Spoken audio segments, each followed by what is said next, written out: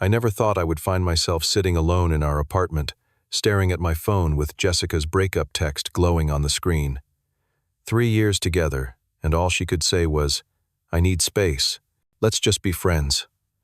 My heart sank, but something inside me refused to beg. Instead, I simply replied, "Sure." What happened in the next 72 hours changed everything I thought I knew about love, self-respect, and standing your ground. Before I share how this unexpected ending became my new beginning, let me know where you're watching from, and hit that subscribe button if you've ever had to rebuild yourself after someone walked away. It was a warm summer evening when I first met Jessica.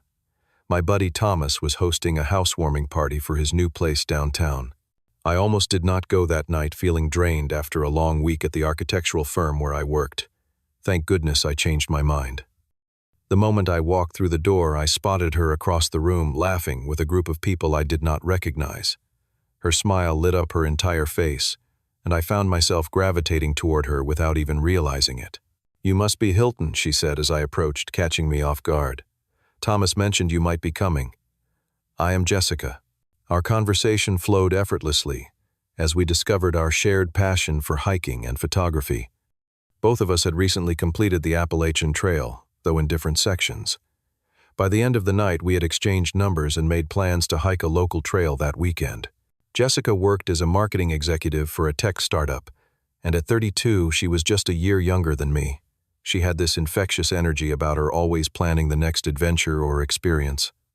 Her spontaneity balanced my more methodical approach to life, and I found myself saying yes to things I would have normally avoided. Our first few dates were casual. Coffee meetups, that hiking trip, where we took hundreds of photos, and dinner at a hole in the wall. Thai place she swore had the best pad Thai in the city. Each time we met, I felt more drawn to her vibrant personality and zest for life.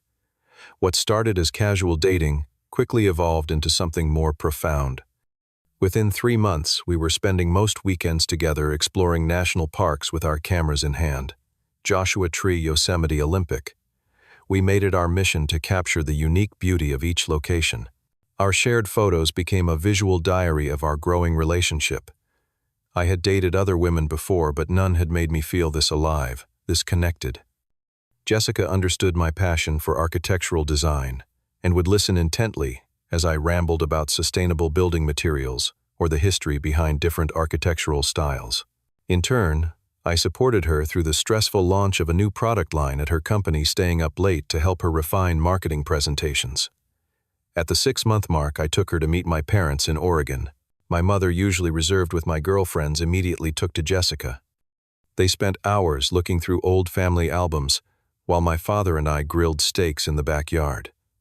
On the flight home, Jessica rested her head on my shoulder and whispered, "I think I am falling in love with you, Hilton." I squeezed her hand and replied, "I already have."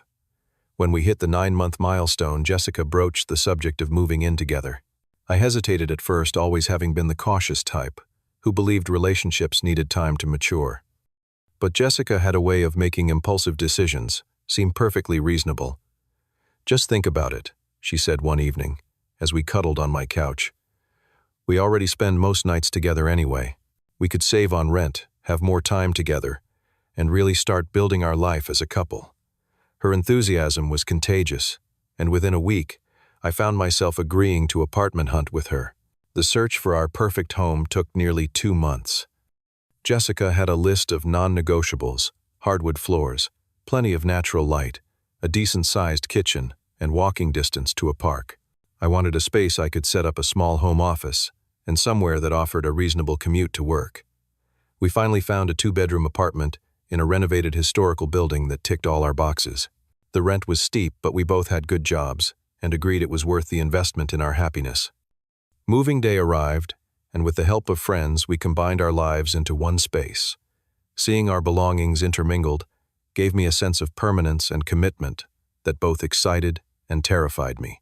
My industrial-style furniture blended surprisingly well with her more colorful, eclectic pieces. Within weeks, the apartment truly felt like our home. As our living situation stabilized, we began combining other aspects of our lives. We added each other to subscription services, Amazon Prime, Costco, our utility bills. I added Jessica as an authorized user on one of my credit cards for emergencies. We created a joint Spotify account with playlists for different moods and activities. It seemed like the natural progression of a serious relationship. About a year into living together, Jessica's car broke down beyond reasonable repair. She had been struggling with some credit issues from a period of unemployment before we met, making financing difficult for her. Without hesitation, I offered to help. We picked out a reliable mid-range sedan that she loved, but since the loan terms would be more favorable under my name and credit score, we decided I would finance it. She insisted on making the monthly payments to me, and I trusted her completely. Our daily routines intertwined comfortably. Sunday brunches became our tradition, trying a new restaurant each week. Friday nights were reserved for movie marathons at home, taking turns choosing the films. We established a comfortable rhythm that made each day feel secure and meaningful. Our social circles merged seamlessly as well. My college friends welcomed Jessica, warmly inviting her to their spouses' gatherings even before we had discussed marriage. Her work colleagues often commented on what a perfect couple we made. We hosted dinner parties where conversation and wine flowed freely until the early morning hours. Everyone saw us as the power couple, successful, attractive, and madly in love. Looking back, I should have noticed when things began to change. It started subtly around our 2-year anniversary. Jessica began working late more frequently. At first, it made perfect sense. Her company was preparing to go public, and everyone was pulling extra hours. But soon, the late nights extended beyond the IPO preparations. Then came the increase in girls' nights out with a new group of friends I had never met. When I asked about them, Jessica gave vague descriptions. Colleagues of colleagues, friends from her gym, people I would not really connect with. I brushed aside the strange feeling in my gut, not wanting to be the controlling boyfriend who questioned her independence. The physical distance grew alongside the emotional one. Jessica became protective of her phone, setting it face down whenever she was around me and taking calls in another room. More than once, I caught a glimpse of her quickly switching screens when I approached. But each time my concerns surfaced, she would do something thoughtful. Book a surprise weekend getaway or prepare my favorite dinner, and my doubts would temporarily subside. I trusted Jessica. I loved her, and sometimes love makes you ignore what is right in front of your eyes. The cracks in our relationship deepened as winter turned to spring. Jessica started canceling our long-standing plans more frequently. The Sunday brunch tradition fell by the wayside, replaced by her sudden interest in morning yoga classes across town. Our physical intimacy dwindled from several times a week to barely once a month, with Jessica always having a plausible excuse: too tired from work, not feeling well, stressed about a project deadline. When I would try to talk about these changes, Jessica dismissed my concerns as neediness. "You cannot expect us to be in the honeymoon phase forever, Hilton," she would say with a hint of annoyance. "Relationships evolve. We are just settling into a more mature stage." I wanted to believe her, but the evidence of her emotional withdrawal was becoming harder to ignore. Arguments erupted over insignificant issues: unwashed dishes, a forgotten errand, the temperature of the apartment. Each disagreement seeming to carry the weight of deeper, unspoken problems. One evening, while scrolling through Instagram, I noticed Jessica tagged in photos at a rooftop bar opening. It was from a night she told me she was working late. In the pictures, she looked carefree and radiant, surrounded by people I had never seen before. When I asked about it the next morning, she became defensive. "Are you stalking my social media now?" she snapped. It was a last-minute thing with the marketing team. I did not think it was worth mentioning.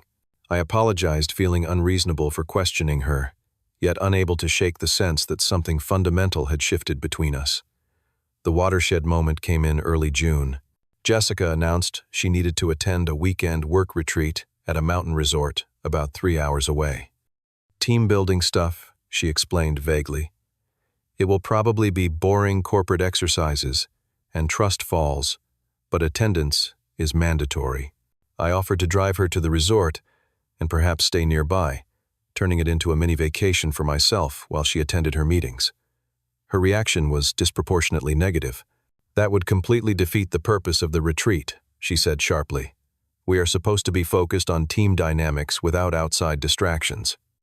The night before she left, I was using her laptop with permission to order takeout when a text notification popped up on the screen. It was from someone named Ryan. "Can't wait for our weekend. Pack the champagne you like." My stomach dropped. When Jessica returned from her shower, I calmly asked, "Who is Ryan?" Her face flushed momentarily before she composed herself. "He is the new account manager." "Why, he seems excited about the retreat," I said, pointing to the message still visible on her screen. Jessica's demeanor instantly changed to defensive anger. "Are you seriously reading my private messages? That is a complete invasion of privacy. He is talking about a work function, Hilton. Do not be pathetic."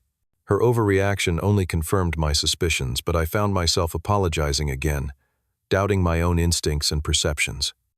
Jessica left the next morning with barely a goodbye, and I spent the weekend in a state of anxious uncertainty, checking her location on our shared app.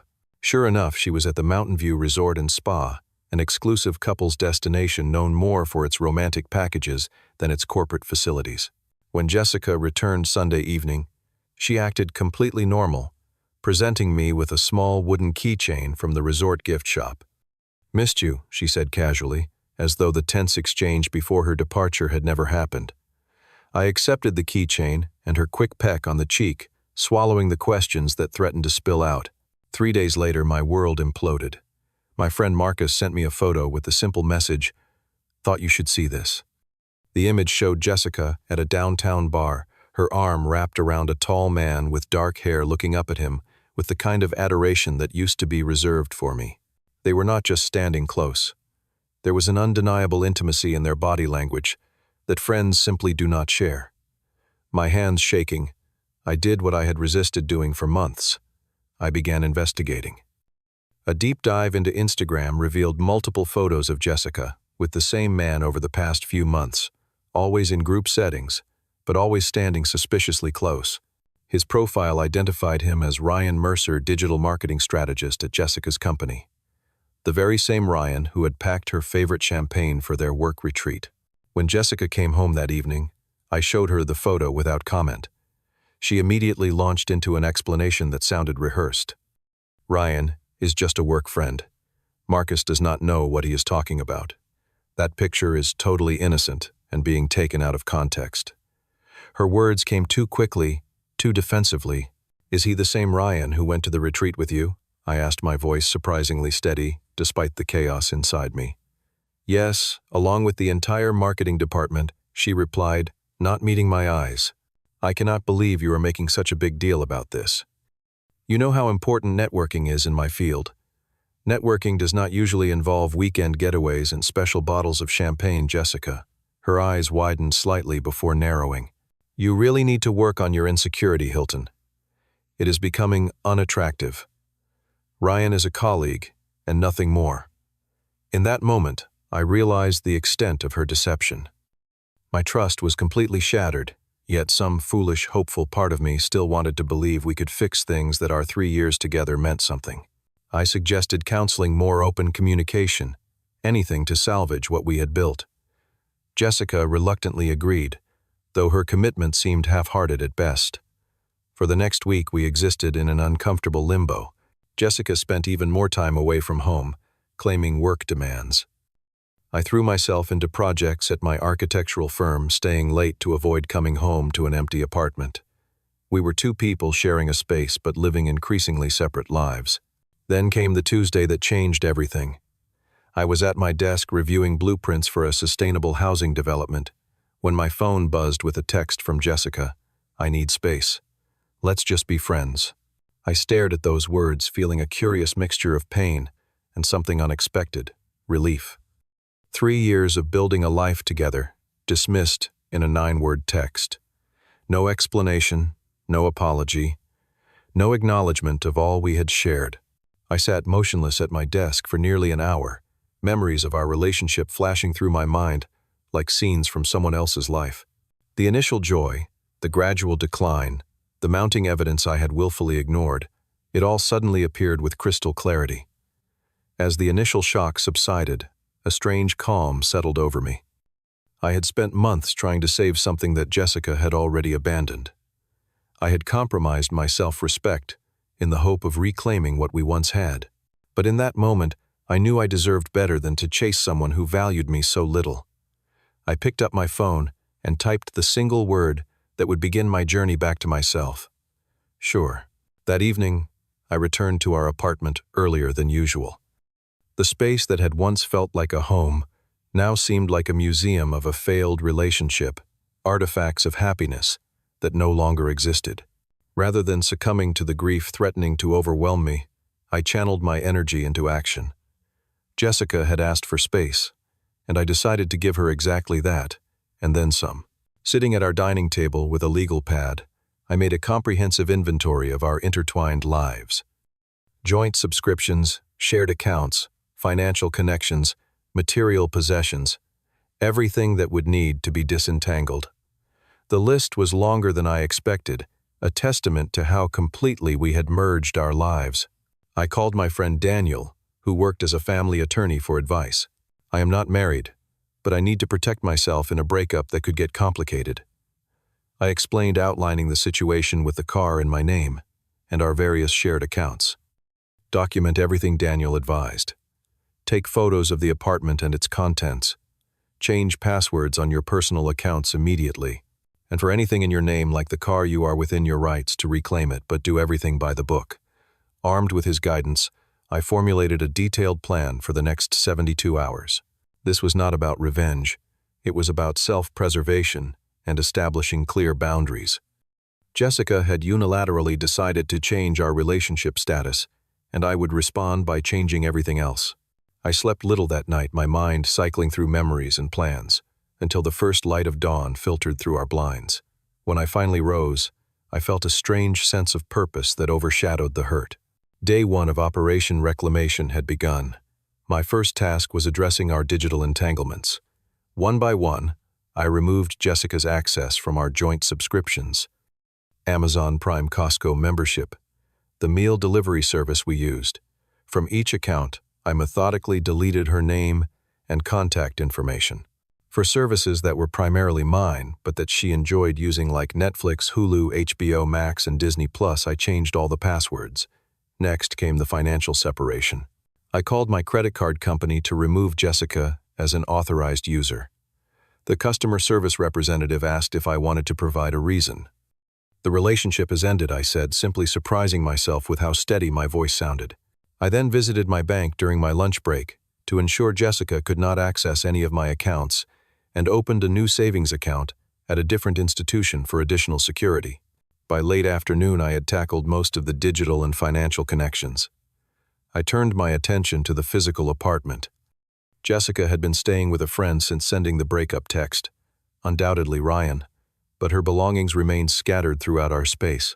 I purchased several large storage bins and systematically packed her clothes, books, decorative items, and personal effects, labeling each container meticulously. As the evening approached, I sent Jessica a brief businesslike text. Your belongings are packed and ready for pickup. Please let me know when you would like to collect them. No accusations, no emotional appeals, just practical information. Her response came hours later. What the hell, Hilton? We need to talk about this like adults. I replied with equal brevity. I am respecting your request for space. Thursday, between 5 and 8, would work for the pickup. Then I muted notifications from her number and went to bed. Day 2 began with a flurry of angry messages from Jessica. She had apparently discovered her removal from various accounts and the changed passwords. Her texts ranged from incredulous to furious. Are you serious right now? This is not what I meant by space. You are being incredibly petty. I waited until noon to respond with a single message. I am simply acknowledging the change in our relationship status. Friends do not share financial accounts or subscriptions. My next step was addressing the car situation. I contacted the dealership where we had purchased Jessica's vehicle to understand the process for transferring ownership or ending the arrangement. Since the car was financed solely in my name, I had several options. After careful consideration, I decided not to take drastic action immediately, but to establish clear expectations. In the early afternoon, I received a call from the building management. Jessica had tried to enter the apartment, but her key no longer worked. In anticipation of the confrontation, I had changed the locks that morning, a precaution Daniel had suggested given the emotionally charged situation. "Tell her I will be home at 5:30 as planned," I instructed the manager. At precisely 5:30, Jessica arrived at the apartment door, her face a mask of indignation. I opened the door, but blocked the entrance, maintaining the physical boundary that now matched our emotional one. "What is going on, Hilton?" she demanded. "You changed the locks. You removed me from everything."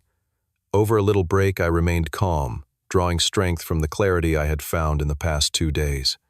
"You ended our relationship, Jessica. I am just taking the logical next steps. Your things are packed in these bins. Do you have someone who can help you transport them?"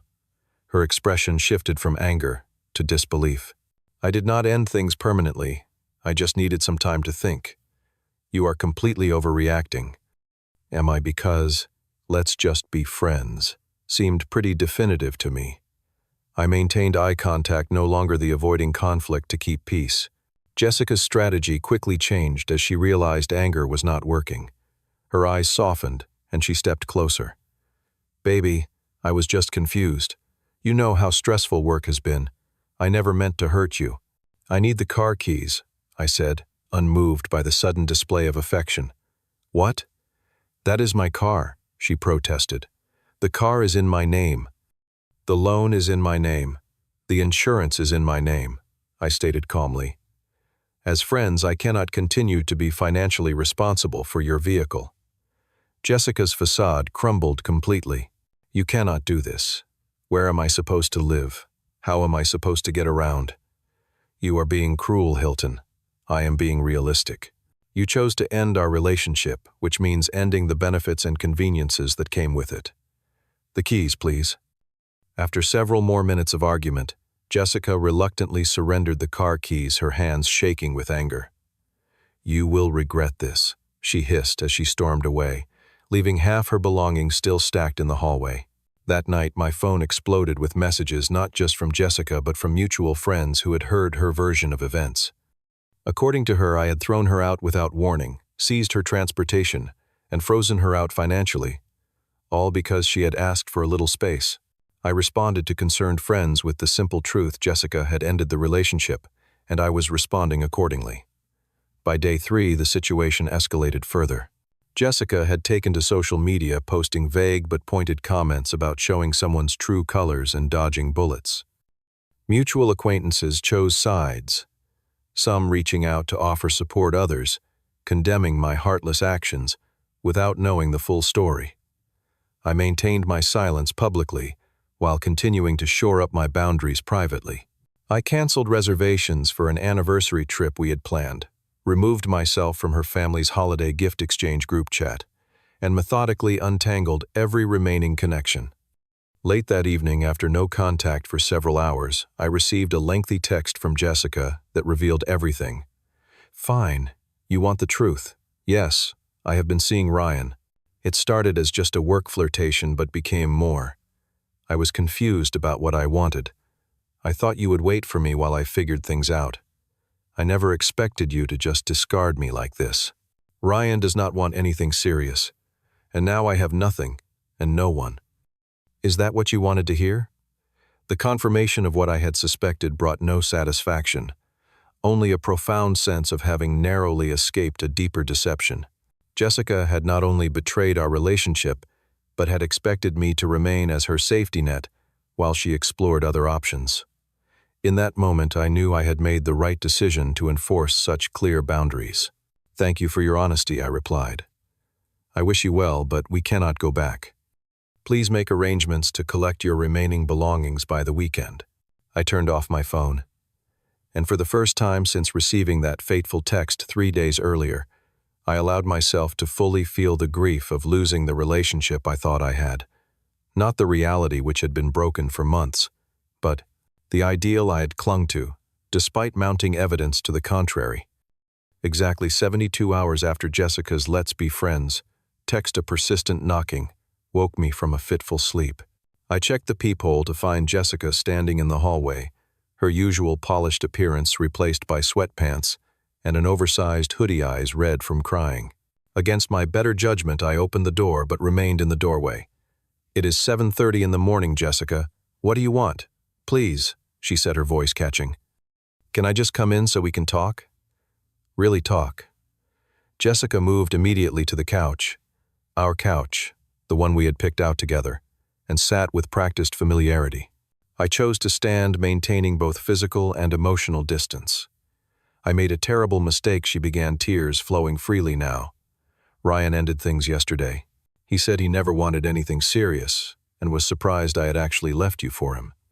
I realized what I threw away: the stability, the trust, the life we built together.